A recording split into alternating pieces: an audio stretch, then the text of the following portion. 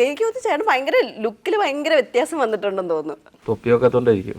ഒരു പാടാൻ വരമാലി പാട്ടൊക്കെ പാടാൻ തോന്നുന്ന രീതിയിലൊരു ഒരു ബിജിമോള് കുറച്ചധികം പ്രശ്നങ്ങളുണ്ട്.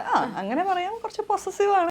പക്ഷെ ബിജിമോൾക്ക് സജീവൻ എന്നാണ് സൗബിക്കയുടെ ക്യാരക്ടറിന്റെ പേര്, ഭയങ്കര ഇഷ്ടമാണ്. ഈ കല്യാണം കഴിഞ്ഞ് ആ ഒരു പുതുമോടി സമയത്ത് ഉണ്ടാവുന്ന കുറച്ച് പ്രശ്നങ്ങളുണ്ടല്ലോ ഹസ്ബൻഡ്, പക്ഷെ നമ്മൾ വിചാരിക്കാത്ത രീതിയിൽ ഒരു ഇൻസിഡന്റ് ഉണ്ടാവുന്നു. അത് കഴിഞ്ഞിട്ടുള്ളതാണ് ശരിക്കും ഒരു ദാമ്പത്യം സ്റ്റാർട്ട് ചെയ്യുമ്പോൾ രണ്ട് ജീവിത സാഹചര്യങ്ങളിൽ ജീവിച്ചു വന്നവര് നമ്മുടെ സിനിമ അല്ലാതെ പോലും ചിന്തിച്ചാല് രമേശൻ ഒരു കോഴി കച്ചവടമൊക്കെ നടത്തുന്നു. പക്ഷെ കോഴീനെ വെട്ടാൻ കുറച്ച് പേടിയുള്ള ആളാണ്. ചെറിയൊരു നല്ല മനുഷ്യനാണ്. ഭർത്താവ് ഭയങ്കര പാവമാണ്, അത് നല്ലോണം അറിയാവുന്ന ഒരു ഭാര്യയാണ്. അത് ഹസ്ബൻഡിനോട് ഭയങ്കര സ്നേഹമാണ്. തന്നെയൊന്നും ഓർമ്മയില്ല. അത് തന്നെ നന്നായിട്ട് അടിച്ചോളാൻ പറഞ്ഞു. നന്നായിട്ട് അടിച്ചോ എന്ന് പറഞ്ഞ് 2-3 അടി കഴിഞ്ഞു. 2-3 ആദ്യത്തെ അടിയിൽ തന്നെ ഇങ്ങനെ അടിക്കുമെന്നോ ഞാൻ വിചാരിച്ചില്ല. അപ്പൊ ഇങ്ങനെ അടിച്ചു. രണ്ടാമത്തെ അടിയിൽ അമിത അടിച്ചിട്ട് അമിത അടിച്ചു. പിന്നെ ഒന്നുകൂടിയായി. ഹലോ നമസ്കാരം. മച്ചാന്റെ മാലാഖ എന്ന സിനിമയുടെ വിശേഷങ്ങൾ നമ്മളോട് പങ്കുവെക്കാനായിട്ട് ഇന്ന് നമ്മുടെ കൂടെ ഉള്ളത് വിനീതേട്ട, സൗബിൻ ചേട്ട, ബോബൻ ചേട്ട, നമിത, ആര്യ ചേച്ചി. Welcome to our show. Thank you. എൻ്റെ പേര് ചൈതന്യ. എല്ലാവരും പ്രൊമോഷനൊക്കെ കഴിഞ്ഞ് കുറച്ചൊരു ക്ഷീണമൊക്കെ ഉണ്ടെന്ന് തോന്നുന്നില്ല? കഴിഞ്ഞിട്ടില്ലല്ലോ, നടന്നുകൊണ്ടിരിക്കുകയാണ്. തുടങ്ങിയിട്ടേ ഉള്ളൂ. എല്ലാവർക്കും അതിൻ്റെ ഒരു ക്ഷീണം ഉണ്ടെന്ന് തോന്നുന്നു. പക്ഷെ കുറച്ച് നേരത്തേക്ക് നമുക്ക് ആ ക്ഷീണം ഒന്ന് എല്ലാ ഇന്റർവ്യൂവിനും തുടക്കുന്നതിന് മുമ്പ് ഒന്ന് മാറ്റി വെക്കണമല്ലോ. അപ്പൊ നിർത്തിയത് പുറത്തു വരും. അങ്ങനെ പോയിരിക്കരുത്. അല്ല, എനിക്ക് തോന്നുന്നു ചേട്ടൻ ഭയങ്കര ലുക്കിൽ ഭയങ്കര വ്യത്യാസം വന്നിട്ടുണ്ടെന്ന് തോന്നുന്നു. തൊപ്പിയൊക്കെത്തോണ്ടായിരിക്കും. തൊപ്പി വെക്കാത്തത് മാത്രമല്ല, ഈ ഒരു ഔട്ട്ഫിറ്റില് പുള്ളിയെ കണ്ടിട്ട് കുറെ നാളായെന്ന് തോന്നുന്നു. വ്യത്യാസം നല്ലതാണോ ചീത്താണോ പറഞ്ഞിട്ടില്ല. നല്ലതാ. ഒരു പാടാൻ വരമാലി പാട്ടൊക്കെ പാടാൻ തോന്നുന്ന രീതിയിലൊരു ഒരു ഒരു ഒരു ഒരു ഭംഗിയുണ്ട്. എപ്പോഴും കാണുന്ന ലുക്കല്ല അല്ലേ? ഇങ്ങനെയൊക്കെ തന്നെയാണ്. ആണോ? പക്ഷെ കൂടുതൽ നമ്മൾ കാണുമ്പോ ക്യാപ്പൊക്കെ വെച്ച് ടീഷർട്ട് അതൊക്കെ എന്റെ ദേശീയ വസ്ത്രമാണ്. ദേശീയ വസ്ത്രമായിട്ട് മാറിയതല്ലേ? നമ്മുടെ മച്ചാന്റെ മാലാഖ എന്താണ് ശരിക്കും സൗനിക്ക് പറയാതെ? ഞാൻ പറഞ്ഞ ഫസ്റ്റ് ഡയറക്ടർ പറയാം. അതിനാ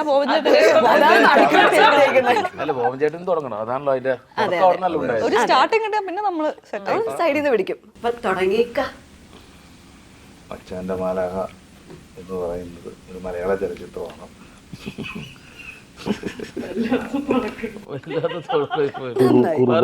പെട്ടെന്ന് പാസ് ചെയ്യുമ്പോ ഇങ്ങനെയൊക്കെ പറയാം. ഇത് മറ്റേ പരീക്ഷയ്ക്ക് നമ്മള് അറിയാത്ത ആൻസർ ഒരു ഫീൽ ഗുഡ് മൂവിയാണ്. മലയാളി പ്രേക്ഷകർക്ക് ഇഷ്ടപ്പെടാനുള്ള എല്ലാ ഘടകങ്ങളും ഫാമിലിയായിട്ട് വന്നിരുന്ന് എൻജോയ് ചെയ്യാൻ പറ്റുന്ന ഒരു നല്ല ചിത്രമായിരിക്കും മച്ചാന്റെ മാലാഖ. കഴിഞ്ഞു. 2 മാർക്ക്, 10 മാർക്കിന്റെ ക്വസ്റ്റ്യൻ ആയിരുന്നു. 2 മാർക്ക് മാത്രം ഞാൻ തരുന്നു. എന്താണ് അതിന്റെ കാര്യങ്ങൾ? മച്ചാന്റെ മാലാഖയിലെ പ്രധാന കഥാപാത്രങ്ങൾ എന്ന് പറയുന്നത് മച്ചാനും മാലാഖയാണ്. എൻ്റെ ഈ 2 വശത്തിരിക്കുന്ന ആൾക്കാര്. അതില് മച്ചാനും മാലാഖയും.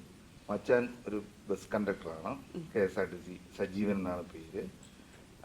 മാലാഖ എന്ന് പറയുന്നത് നമിത പ്രമോദ്, ബിജിമോൾ ഒരു മെഡിക്കൽ ഷോപ്പിലെ ജീവനക്കാരിയാണ്. പിന്നെ മച്ചാന്റെ ഫാമിലി ഫ്രണ്ടാണ് രമേശൻ എന്ന് പറഞ്ഞ ക്യാരക്ടർ ചെയ്യുന്ന വിനീത് ഭായി. പിന്നെ വിനീതിന്റെ വൈഫായിട്ട് വിനീതിന്റെ മാലാഖയാണ്, രമേശന്റെ മാലാഖയാണ് എന്റെ അളിയനായിട്ട് ദിലീഷ് പോത്തനുണ്ട്. അവരുടെ വൈഫ്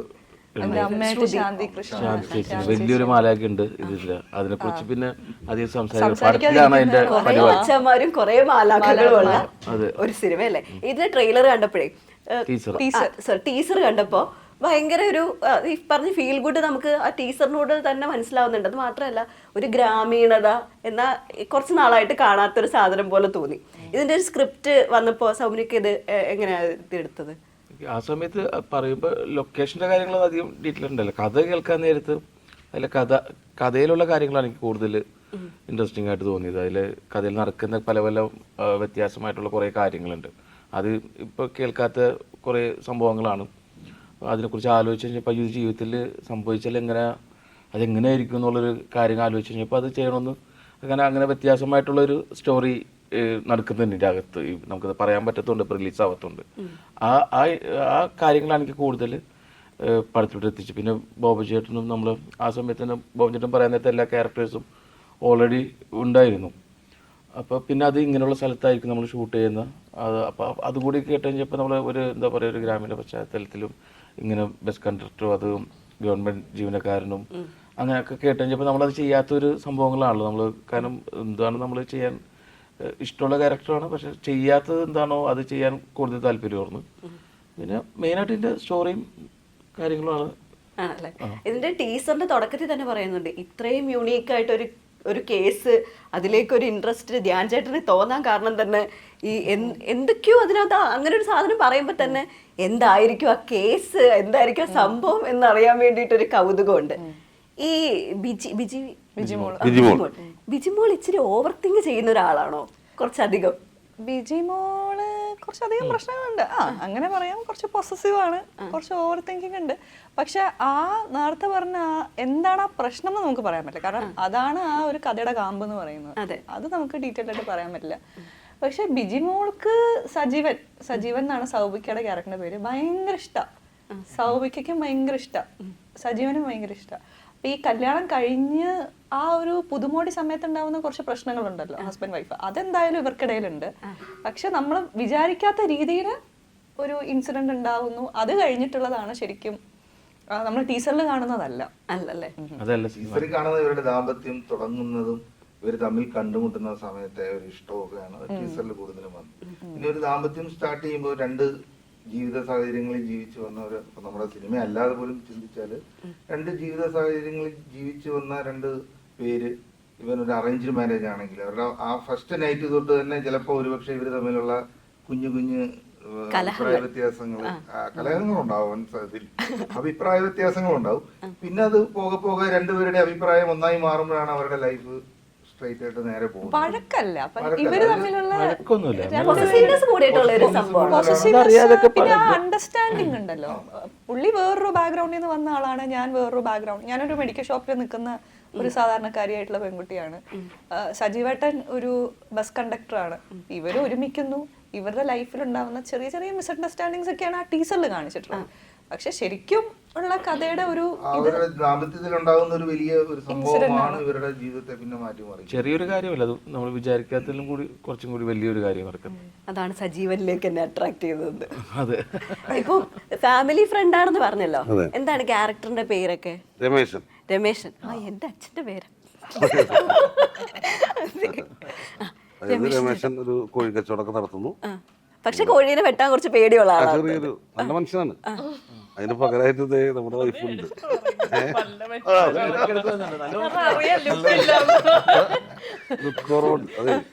വൈഫുണ്ട്, അതിന് പകരമായിട്ട് വൈഫുണ്ട്. അപ്പൊ അതുകൊണ്ട് അത് ബാലൻസ് ചെയ്ത ഫാമിലി പോണു. പിന്നെ മച്ചാന്റെ അളിയൻ പോത്തൻ ഫാമിലി ആയിട്ട് ഭയങ്കര അടുപ്പാണ്. അവസാനം വരെ നമ്മള് കൂടി. നിങ്ങൾ എല്ലാരും കൂടിയാണോ ഈ കുട്ടീനെ പിടിച്ച് കെട്ടിക്കുന്നത്? അല്ല, ഇവര് വേറെ കുടുംബക്കാരാ. ആണല്ലേ? ഞാൻ വേറെ കുടുംബം. ഒരുമിച്ചാണ് പോകുന്നത്. കെട്ടി വരുന്നതാ വീട്ടിലേക്ക് വരുന്നത്. എന്റെ അമ്മ ശാന്തി ചേച്ചിയും മനോജേട്ടനാണ് അച്ഛനായിട്ട് വരുന്നത്. ആണല്ലേ? ഒരു ഒന്നൊന്നര അമ്മയാണെന്ന് തോന്നുന്നു ടീച്ചർ കണ്ടപ്പോ തോന്നി. എന്ത് മനസ്സിൽ ഞാൻ വിചാരിച്ചോ അത് അതുപോലെ അതിലും കുറച്ചധികം സ്ക്രൂവാ പിരികേറ്റ് വിടായിരിക്കും. അത് നമ്മള് ട്രെയിലർ വരുമ്പോ കുറച്ചുകൂടെ മനസ്സിലാവുമായിരിക്കും. കൃഷ്ണ എന്ന് പറയുന്ന ഒരു ആർട്ടിസ്റ്റ് അത് ചെയ്യണമെങ്കിൽ അറിയാലോ, നമ്മൾ ഏറ്റവും കൂടുതലും ആ ക്യാരക്ടറിന് വേണ്ടിയാണ് അന്വേഷിച്ചുകൊണ്ട് ചേച്ചി അങ്ങനത്തെ ചെയ്തിട്ടില്ല. നമ്മള് ചിന്തിക്കൂല്ല ചേച്ചി അങ്ങനത്തെ ഒരു ക്യാരക്ടറിൽ വരുന്നത് നമ്മൾ ഒരിക്കലും തിങ്ക് ചെയ്യില്ല. അങ്ങനത്തെ ഒരു കുഴുത്തുരുമ്പ് ക്യാരക്ടർ. ആര്യയുടെ ക്യാരക്ടർ എങ്ങനെയാ? അപ്പൊ ഇതിനകത്ത് കുറച്ച് ഭർത്താവിന് കുറച്ച് പേടിയുണ്ട്, തിരിച്ചാണ് ഭയങ്കര എന്താ പറയാ, ഭർത്താവ് ഭയങ്കര പാവമാണ്. അത് നല്ലോണം അറിയാവുന്ന ഒരു ഭാര്യയാണ്. അതായത് ആളൊരു പാവത്താനാണെന്നുള്ളത്. അതുകൊണ്ട് ഭാര്യ കുറച്ച് സ്വയമേ കുറച്ച് തൻ്റെടിയായിട്ടുള്ള ഒരു വൈഫാണ്. But at the same time ഹസ്ബൻഡിനോട് ഭയങ്കര സ്നേഹമാണ്. അതൊന്നും ഭർത്താവിനടുത്ത് കാണിക്കാറില്ല. ദേഷ്യം ഭയങ്കര സ്നേഹമുള്ള കപ്പിളാണ്. അപ്പം ഇതൊക്കെയാണ് നമ്മുടെ മച്ചാന്റെ മാലാഖയുടെ ഒരു മൊത്തത്തിൽ നോക്കിക്കഴിഞ്ഞാൽ ഇതൊക്കെയാണ് അവിടെ നടക്കുന്നത്. ഇതിന്റെ പാട്ടുകൾ കേട്ടപ്പോൾ തന്നെ ഭയങ്കര ആ ബസ്സിലുള്ള പാട്ടാണെങ്കിലും ഔസേപ്പച്ചൻ സാറാണെന്ന് തോന്നുന്നല്ലേ, അദ്ദേഹം ഇതിനകത്ത് അഭിനയിച്ചിട്ടുമുണ്ട്. ഇതെങ്ങനെയാണ് മ്യൂസിക് ചെയ്യുന്ന സമയത്താണോ ഇത് പറഞ്ഞതിലേക്ക് അഭിനയിക്കണം എന്നുള്ളത്? അല്ല, അങ്ങനെയല്ല. ഇതിന് ഒരു ക്യാരക്ടർ വന്നു, ഒരു സീൻ ക്യാരക്ടർ വന്നപ്പോൾ ഒരു സീനിയർ ആയിട്ടുള്ള ഒരാൾ ചെയ്താൽ നന്നായിരിക്കും എന്ന് വന്നപ്പോൾ ഒരു സജഷൻ വന്നു. സോമിബായിയാണ് പറഞ്ഞത് തോന്നുന്നല്ലേ, പറഞ്ഞപ്പോ ഇങ്ങനെ കറക്റ്റ് ആയിരുന്നു, ആ ക്യാരക്ടറിന് ആപ്റ്റ് ആയിരുന്നു. പറഞ്ഞപ്പോഴും പുള്ളി ഓക്കെ ആയിരുന്നോ? ആ പുള്ളി ആദ്യമൊക്കെ ഒന്ന് എന്നാലും വന്നു ചെയ്തു. നല്ല രസമുണ്ടായി ചെയ്തപ്പോ. ഞാനായിട്ടുള്ള കോമ്പിനേഷൻ ആയിരുന്നു. കോമ്പിനേഷൻ ഉണ്ടല്ലേ? ആ ഒരു സീൻ, ഒറ്റ സീനേ ഉള്ളൂ. ഓക്കെ. അപ്പൊ അത് ഞാൻ പറഞ്ഞു വന്നത് ഇതിനകത്ത് പാട്ടുകളാണ്. പാട്ടുകൾക്ക് ഭയങ്കര ഒരു കാതലുള്ള പാട്ടുകൾ, പഴയ മോഡൽ പാട്ടുകൾ. ഇത് ഫസ്റ്റ് നിങ്ങളിങ്ങനെ നേരത്തെ കേട്ടപ്പോൾ അല്ലെങ്കിൽ ഇങ്ങനെ തന്നെ വേണം പാട്ടുകൾ അങ്ങനെയൊക്കെ ഉണ്ടായിരുന്നു ഡയറക്ടർക്ക്? അല്ല, ഞാൻ ഇതിപ്പം ലിപ്പുള്ള ഒരു പാട്ടല്ലേ ഇത്, സിറ്റുവേഷൻ വെച്ചിട്ട് നമ്മൾ ഷൂട്ട് ചെയ്തൊരു കൊറിയോഗ്രാഫർ ഒന്നും ഇല്ലായിരുന്നു. നമ്മൾ തന്നെ സമയമുള്ളപ്പോ ഈ കോമ്പിനേഷൻ സമയങ്ങളിലൊക്കെ ഓരോ പാട്ടിന്റെ ഓരോ കട്ടെടുത്ത് പോയി അങ്ങനെ ഫില്ല് ചെയ്തൊരു. അപ്പം ഈ പാട്ടിന്റെ ഒരു ഐഡിയ ഞാൻ ഔസേപ്പച്ചൻ സാറിന് ഇപ്പൊ ഏത് മ്യൂസിക് ഡയറക്ടർ പറഞ്ഞു കൊടുക്കുമല്ലോ, ഇതാണ് കഥ, ഈ കഥയ്ക്ക് ആപ്റ്റായിട്ടുള്ള. പിന്നെ അദ്ദേഹത്തെ പോലെ ഒരു വലിയ മ്യൂസിക് ഡയറക്ടർ വന്നപ്പോൾ അപ്പൊ തന്നെ പുള്ളി അത് പിടിച്ചെടുത്തിട്ട് നമുക്കത് പറ്റിയൊരു പാട്ടുകൾ തന്നു നമുക്ക്. നമ്മളിതിന്റെ ഷൂട്ടിംഗ് ഒക്കെ എവിടെയായിരുന്നു? സ്ഥലം എവിടെയായിരുന്നു നമ്മൾ ഷൂട്ട് ചെയ്തത്? മുളന്തുരുത്തി ഭാഗത്തായിരുന്നു. പിന്നെ അന്നമ്മ നട എന്ന് പറഞ്ഞിട്ട് എല്ലാം ഈ എറണാകുളം പരിസരം, ആലുവയ്ക്കപ്പുറം ഒക്കെ ആയിട്ടായിരുന്നു. ആണല്ലേ? മൊത്തത്തിൽ നമ്മുടെ ഈ ഒരു സിനിമയുടെ ഷൂട്ടിംഗ് സെറ്റ് എങ്ങനെ ഉണ്ടായിരുന്നു? ഭയങ്കര വൈബ്രന്റ് ആയിരുന്നോ? ഇവിടെ തന്നെ കണ്ടില്ലേ, എല്ലാവരും ഭയങ്കര എന്ന് പറയുന്ന പോലെ ലൊക്കേഷനിൽ ഭയങ്കര എല്ലാവരും ഭയങ്കര ഹാപ്പി ആയിട്ട്. ഇന്റർവ്യൂക്ക് മുമ്പ് കണ്ടില്ലേ? അതാണ് ഇന്റർവ്യൂവിന്റെ ഫ്രണ്ടിൽ വന്ന് നമ്മളൊക്കെ ഭയങ്കര മര്യാദ. അതിന് മുമ്പുള്ളതാണ്, മുന്നേ ഉള്ളതാണ്, യഥാർത്ഥ ശേഷവും. ഓക്കെ, നമിതയ്ക്ക് ഈ ഒരു ക്യാരക്ടർ ഇങ്ങനെ കേട്ടപ്പോ എന്തായിരുന്നു ഫസ്റ്റ്? ഞാൻ ഇതുവരെ ചെയ്തിട്ടില്ല. കുറെ നാളായി ഒരു എനിക്ക് ഭയങ്കര ഇഷ്ടമാണ് പുള്ളിപ്പുലിയും ആട്ടിൻകുട്ടികൾ. കുറെ പേര് പാട്ടും ഈ ടീച്ചറിന് ഇതൊക്കെ കണ്ടിട്ട് അത് ഭയങ്കരമായിട്ട് ആ ക്യാരക്ടേഴ്സ് പോലെ ഉണ്ടെന്ന് പറഞ്ഞിട്ടുണ്ടായി. അപ്പോൾ ബിജിമോളുടെ ഇത് ബോഞ്ചേട്ടൻ നറേറ്റ് ചെയ്ത് തന്നെ ഭയങ്കര രസത്തിലാണ്. ബിജിമോൾ അങ്ങനെയാ ഇങ്ങനെയാ സജീവായിട്ടുമായിട്ടുള്ള ഒരു ഭയങ്കര സ്നേഹം, അതൊക്കെ ഭയങ്കര രസമായിട്ടാണ് നറേറ്റ് ചെയ്തത്. അപ്പൊ ഇവളുടെ മനസ്സിങ്ങനെ, അപ്പൊ നമ്മളിങ്ങനെ പറഞ്ഞുകൊണ്ടേയിരുന്നു ബോഞ്ചേട്ടൻ ആ ക്യാരക്ടറിനെ പറ്റി സിനിമയെ പറ്റിയൊക്കെ. അപ്പോൾ അത് കുറച്ച് കഴിഞ്ഞപ്പോൾ ഫസ്റ്റ് 2 ദിവസം എനിക്ക് കുറച്ച് ബുദ്ധിമുട്ടുണ്ടായിരുന്നു. അത് എനിക്കൊന്നും മിക്ക ആക്ടേഴ്സിനും ഉള്ളതാണ് ആദ്യത്തെ ഒന്ന്.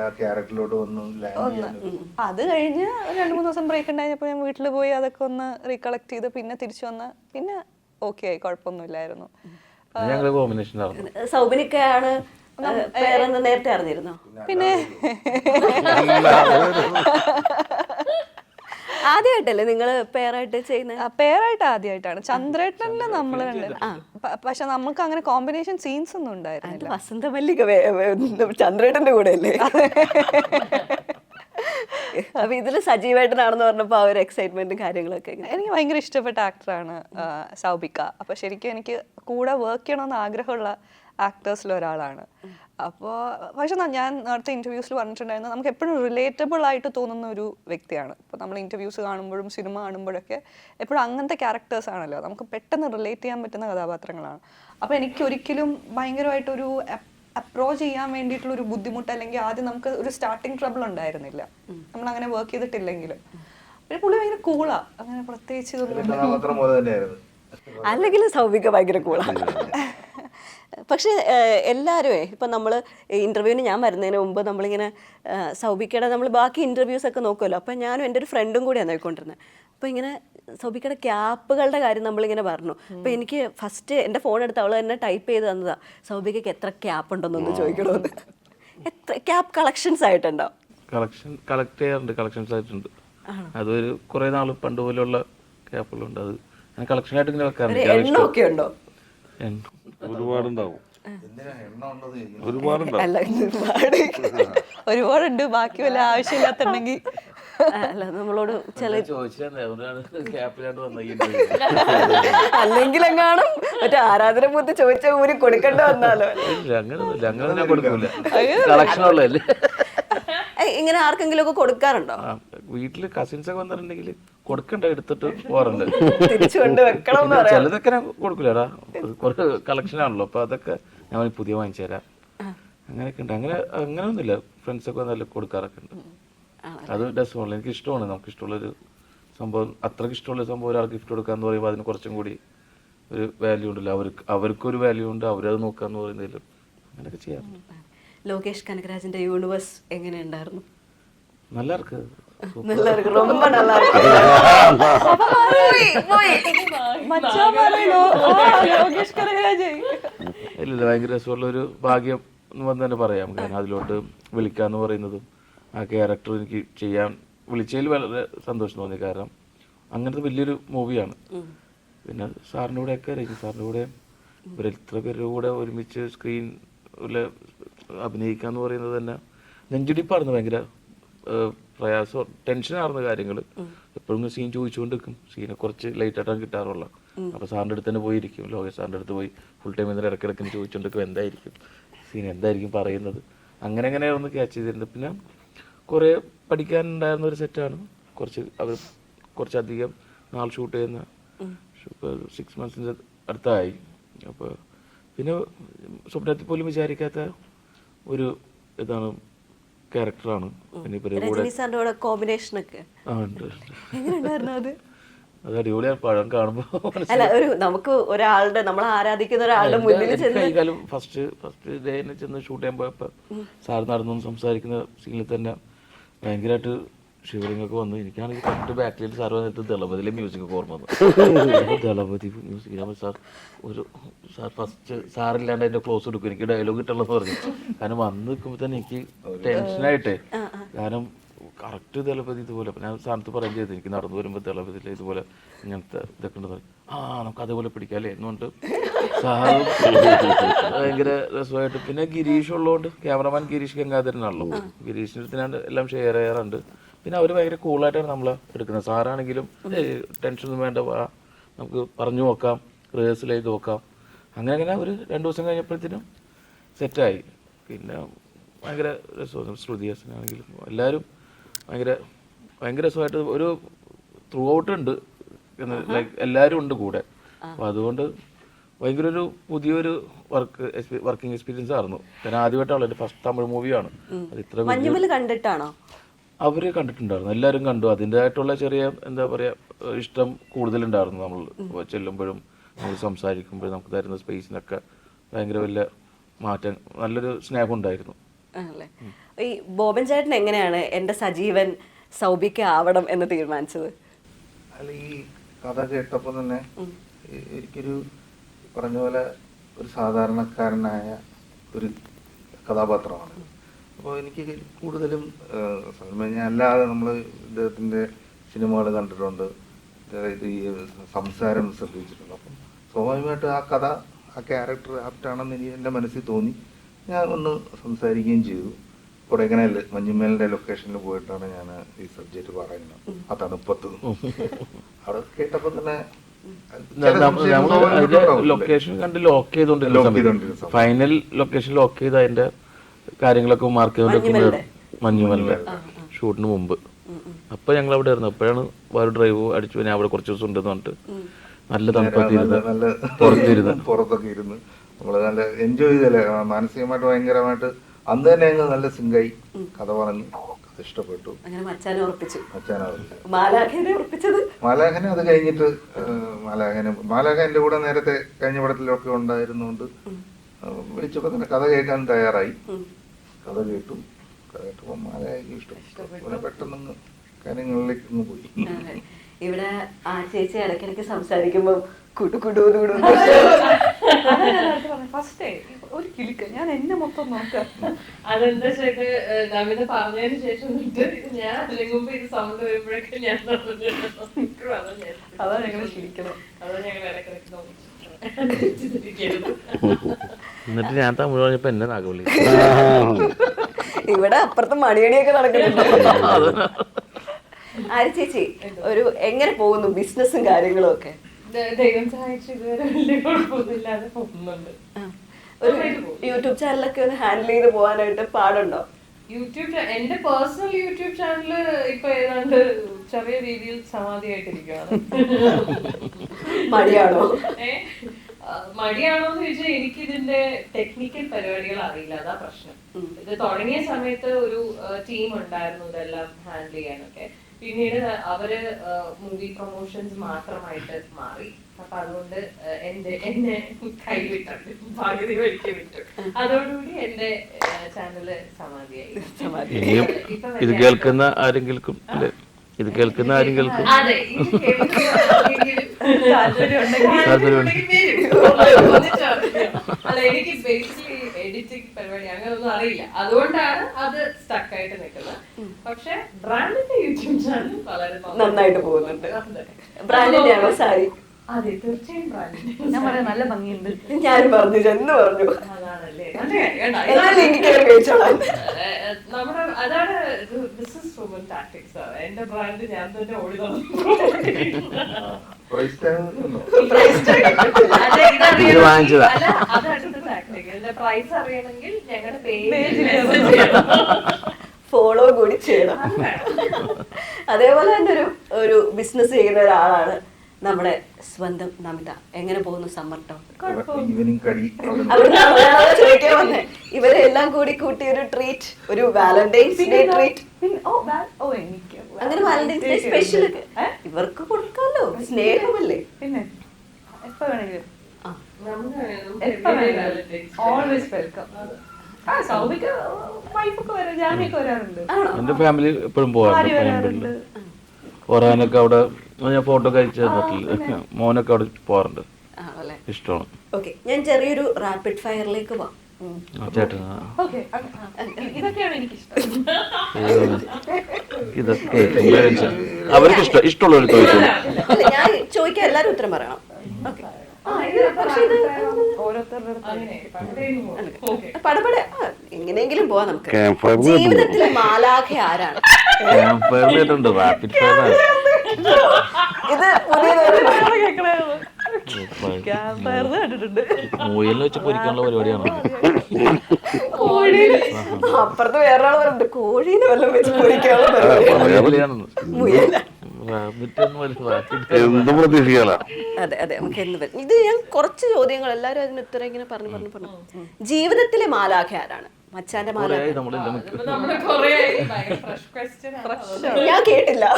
അതുകൊണ്ട് രാവിലെ 10 മണി അതുകൊണ്ട് ഉത്തരം വളരെ ഫ്രഷ് ആണ്. അങ്ങനെ ഒരാളൊന്നും മാത്രമായിട്ടില്ല, ഞങ്ങൾക്ക് പല സിറ്റുവേഷനിലും നമ്മള് പല സ്ഥലങ്ങളിലും. അതെ, നമുക്ക് എല്ലാവർക്കും ഒറ്റ ഉത്തരേ ഉള്ളൂ, സെപ്പറേറ്റ് ചോദിക്കണ്ട. ഇല്ലല്ലേ, എല്ലാവർക്കും അങ്ങനെ മാലാഖ. സിനിമയിൽ നിന്നൊരു മാലാഖ ആരാണെന്ന് ചോദിച്ചാൽ സൗബിക്ക് എന്ന് പറയും. ഞാൻ നേരത്തെ പലരും ഉണ്ട്, അതിലും പല ഫസ്റ്റ് ഇപ്പൊ ഡയറക്റ്റ് ചെയ്യുന്ന നേരത്തുള്ള ഇതിലാണെങ്കിൽ എനിക്ക് എങ്ങനെയാണെങ്കിലും ഇപ്പൊ Fazil sir, Siddique sir, Rafi Mecartin, P Sukumar, Amal Neeraj, Santhosh Chima, Raj Ravi, ഇവരുടെ കൂടെയുള്ള വർക്ക് ചെയ്തത്. അതേപോലെ എല്ലാവരും പേഴ്സണലി എനിക്ക് അമലേട്ടനാണെങ്കിലും അൻവർ അമ്പുക്കയാണെങ്കിലും ഫഹദാണെങ്കിലും ദുൽഖർ ആണെങ്കിലും ഞങ്ങൾ എല്ലാവരും പല സിറ്റുവേഷനിലും പലരും മാലാഖയായിട്ട് വരാറുണ്ട്. ഓക്കെ, ഇത് തന്നെയല്ലേ നിങ്ങൾ ഈ ഫിലിമിലാണോ? ഈ ഫിലിമില് മാലാഖ? ഞാൻ ഫിലിം ഇൻഡസ്ട്രി എന്നാ ചോദിച്ചത്. ഇൻഡസ്ട്രി നമ്മുടെ പേഴ്സണൽ ലൈഫിലാണ് അതാണ് ഞാൻ ഉദ്ദേശിച്ചത്. അപ്പൊ നിങ്ങൾ മറ്റേ ഫാമിലി ചോദിച്ചാൽ ഫാമിലി വൈഫൊക്കെ ഉണ്ട് കേട്ടോ, ഉമ്മയുണ്ട്, വൈഫുണ്ട്, സിസ്റ്റർ ഉണ്ട്. അയ്യോ, വീട്ടിലോട്ട് ചെല്ലുമ്പോഴേ ഇല്ലെന്നാ. ആൺകുട്ടി കുറെ ഉണ്ട്, മാലാഖനുണ്ട്, മോനും ഉണ്ട്, പല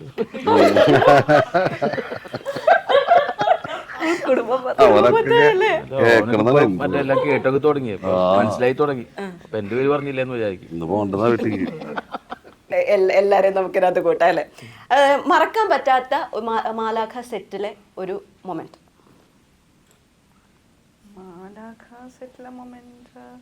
ഇപ്പൊ നമ്മൾ ഫസ്റ്റ് പടമൊക്കെ നമുക്ക് ഫസ്റ്റ് സിനിമ വന്നതൊക്കെ ഇപ്പൊ എനിക്ക് പേഴ്സണലി കരിയർ വൈസ് ഒക്കെ ആണെങ്കിൽ സത്യനന്ദിക്കാടാണ്.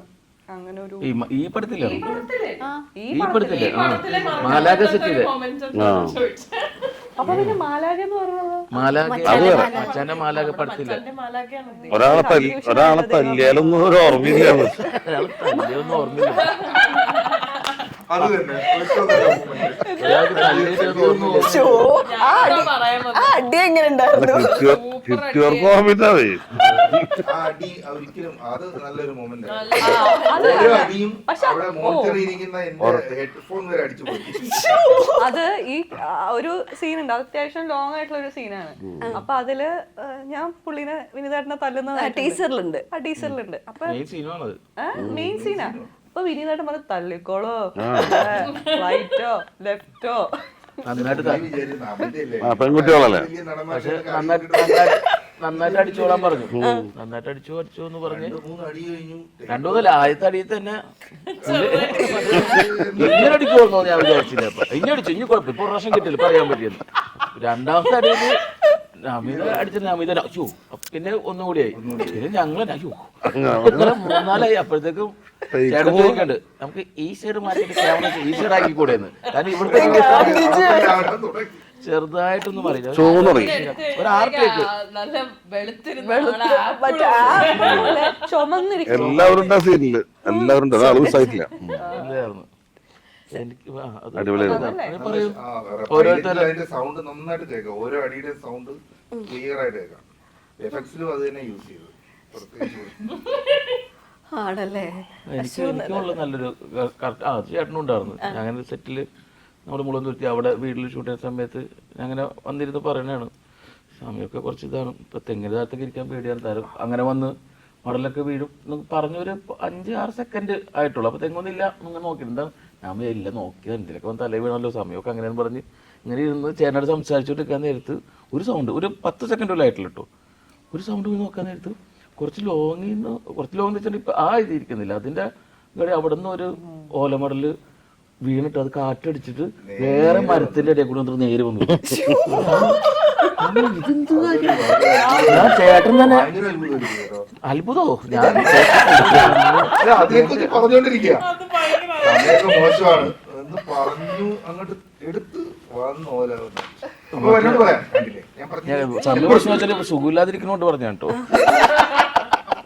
അതിന്റെ കാരണം അത് കറക്റ്റായിട്ട് വേറെ മരങ്ങളൊക്കെ ഉണ്ട്, കറക്റ്റ് ഒരു ഗേപ്പ് കൂടി വന്നിട്ട് ഒറ്റടിയില്ലേ ഇതേപോലെ തന്നെ അതും ആ മേത്ത് വന്ന് വീണു. ഇതാ പിന്നെ വരാനുള്ളത്. അതിനുശേഷം ഞാൻ എവിടെ ഇരുന്നാലും ഒരു ആരും എൻ്റെ അടുത്തൊന്നും ഇരിക്കില്ല. വന്നാലോ എന്നല്ലേ. മച്ചാന്റെ മാലാഖ എന്തായാലും 27-ാം തീയതി റിലീസ് ആവാൻ പോവാണ്. എന്താണ് പ്രേക്ഷകരോട് പറയാനുള്ളത്? തുടങ്ങിയത് തന്നെ ഒരു ഫാമിലിയായിട്ട് വന്ന് എൻജോയ് ചെയ്ത് പോകാൻ പറ്റുന്ന ഒരു ഫാമിലി മാത്രമല്ല കൂട്ടുകുടുംബമായിട്ട് വന്ന് കാണാൻ പറ്റുന്ന എല്ലാവർക്കും വന്ന് കാണാൻ പറ്റുന്ന ഒരു എല്ലാ ആൾക്കാർക്കും വന്ന് കണ്ട് എൻജോയ് ചെയ്ത് പോകാൻ പറ്റുന്ന ഒരു കുഞ്ഞു സിനിമ.